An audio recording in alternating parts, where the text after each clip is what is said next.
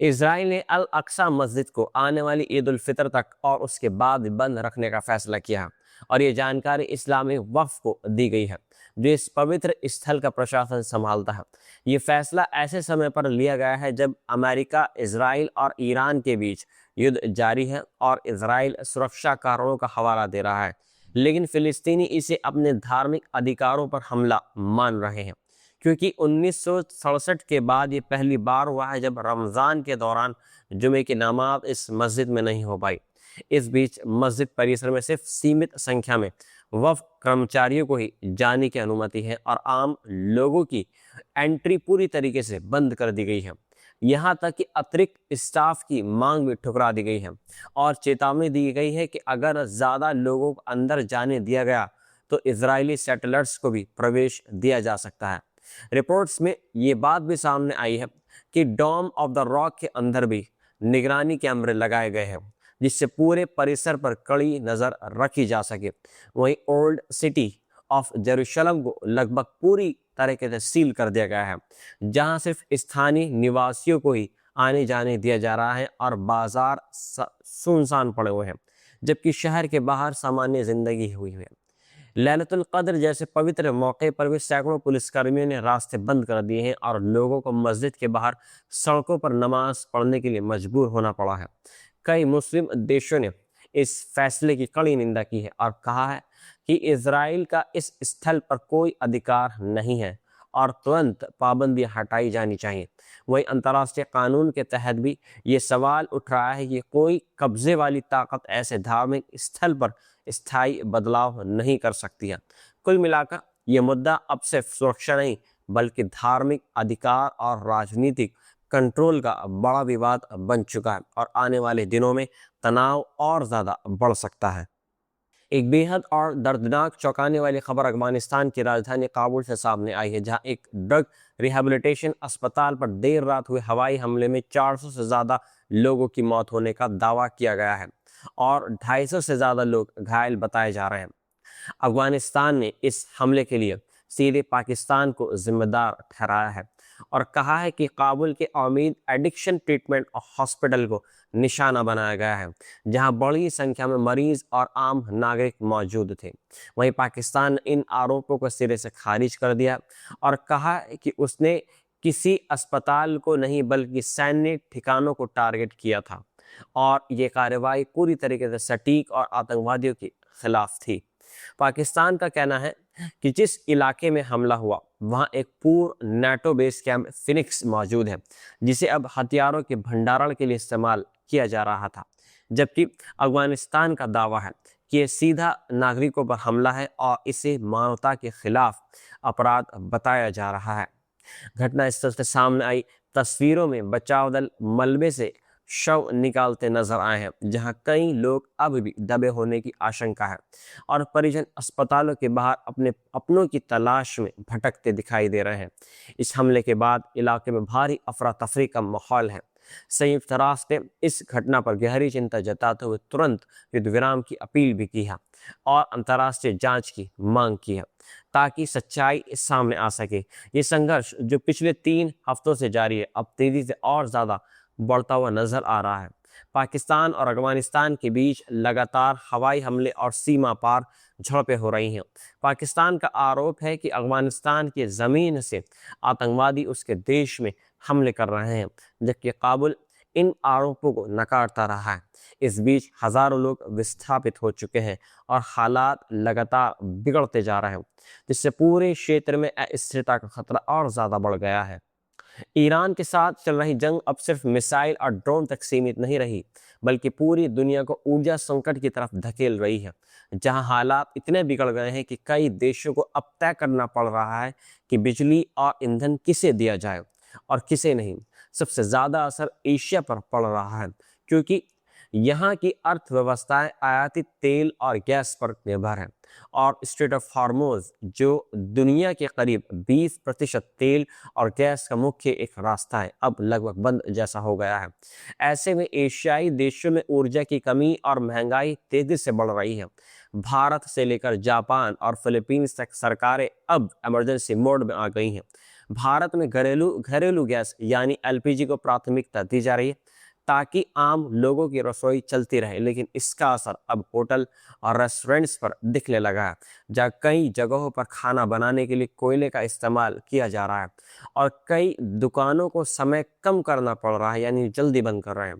वहीं फिलीपींस में सरकार ने 4 दिन का वर्क वीक लागू कर दिया है ताकि ईंधन की खपत कम हो सके और ऑफिसों में एसी और बिजली के इस्तेमाल पर भी सख्त नियम लगाए गए हैं। वियतनाम और थाईलैंड जैसे देश भी लोगों से बिजली बचाने की अपील कर रहे हैं।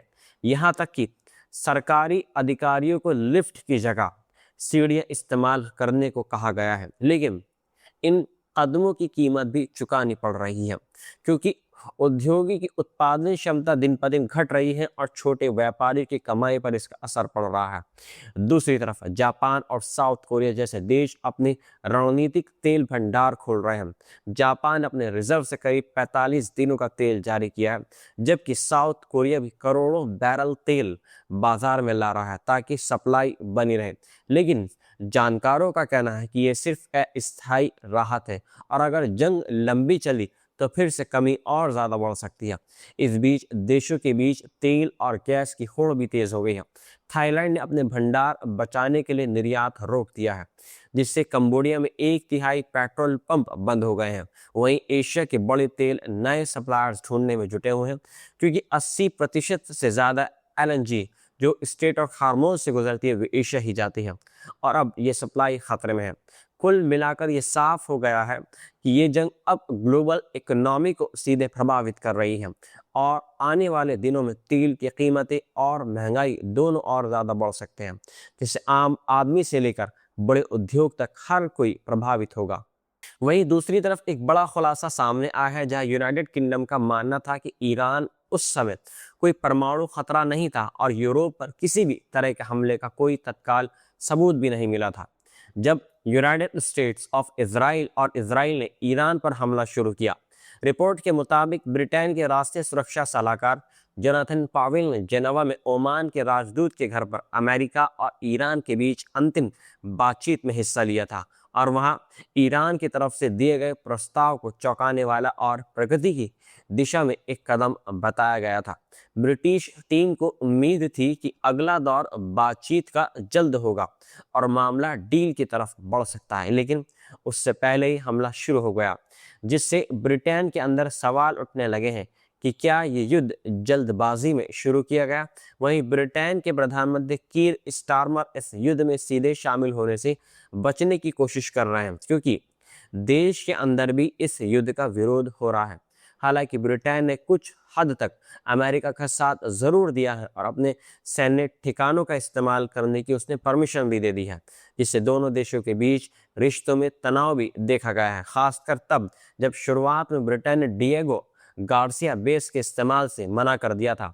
अब स्टारमर ने साफ कहा है कि उनकी फर्स्ट प्रायोरिटी युद्ध को कम करना और हालात को शांत करना है। साथ ही उन्होंने ये भी कहा कि स्ट्रेट ऑफ हार्मोज को खोलना बहुत जल्दी ज़रूरी हो चुका है, क्योंकि यहाँ से दुनिया का बड़ा हिस्सा तेल सप्लाई होता है, लेकिन ये आसान काम नहीं है।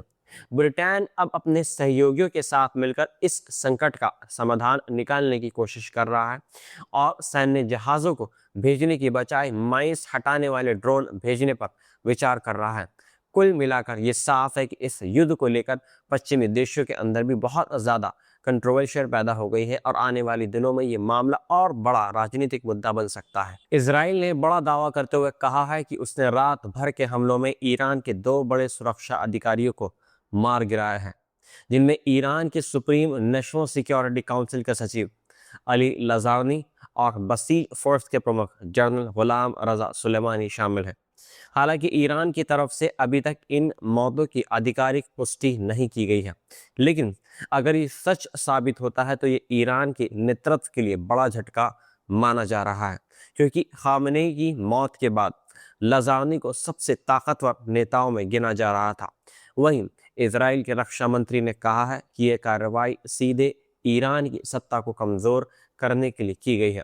दूसरी तरफ ईरान ने भी जवाबी कार्रवाई तेज कर दिया और खाड़ी देशों के साथ साथ इसराइल पर मिसाइल और ड्रोन हमले जारी रखे हुए हैं।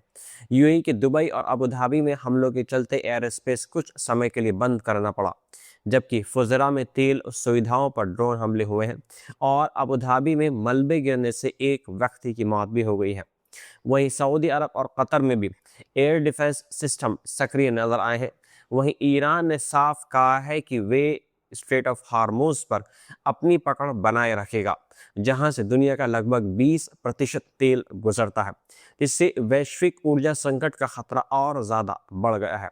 तेल की कीमत लगातार ऊपर जा रही है और कई जहाज़ों पर हमले की खबरें सामने आई हैं। इस बीच अमेरिका के राष्ट्रपति डोनाल्ड ट्रंप ने कई देशों से अपील भी की है कि वे अपने युद्धपोत भेजकर इस जल मार्ग को सुरक्षित करें, यानी वो रास्ता खुलवाएं। लेकिन अभी तक कोई बड़ा देश खुलकर सामने नहीं आया है। उधर इसराइल ने तेहरान और लेबनान में भी हमले तेज कर दिए हैं और हिजबुल्लाह के ठिकानों को निशाना बनाया जा रहा है। इस पूरे संघर्ष में अब तक ईरान में 1300 से ज़्यादा लोगों की मौतें हो चुकी हैं, जबकि लेबनान में 850 से अधिक लोग मारे जा चुके हैं और 10 लाख से ज़्यादा लोग विस्थापित हो चुके हैं। वहीं इसराइल की अगर बात करें तो इसराइल में भी ईरानी हमलों से 12 लोगों की मौत हुई है और अमेरिकी सेना के 13 जवान भी इस युद्ध में मारे गए हैं। इसी बीच अमेरिका के एक शीर्ष आतंकवाद निरोधक अधिकारी जो केंट ने इस युद्ध के विरोध में इस्तीफा दे दिया है, जिससे ट्रंप प्रशासन पर दबाव और ज्यादा बढ़ गया है। और अब ये जंग सिर्फ सैन्य टकराव नहीं बल्कि राजनीतिक और आर्थिक संकट में भी बदलती आ रही है।